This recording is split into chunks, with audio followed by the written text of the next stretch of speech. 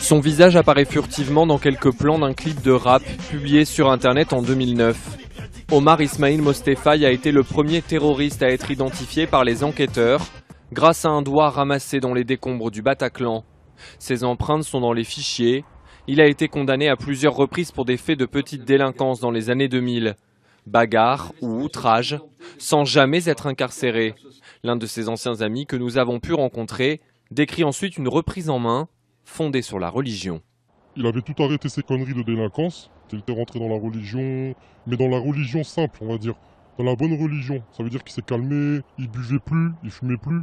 Il est resté simple et voilà quoi.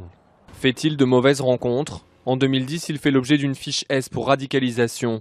Dernière adresse connue de ce jeune père de 2 enfants qui avait déjà travaillé comme boulanger, le quartier de la Madeleine à Chartres. Des voisins assurent l'y avoir vu régulièrement jusqu'en 2014. Toute l'année dernière, moi tous les soirs quand je rentrais, quand j'étais encore à Chartres, je voyais, c'était ça, il y avait du monde qui rentrait, des fois il n'était pas là, il y avait du monde dehors. On se doutait de quelque chose de ce monsieur parce que c'est un monsieur assez réservé.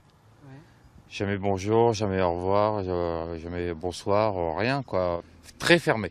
Les policiers s'interrogent maintenant sur l'itinéraire d'Omar Ismail Mostefai jusqu'aux attentats de Paris. L'un de ses frères aurait évoqué un départ en Algérie. Les enquêteurs n'excluent pas un voyage en Syrie.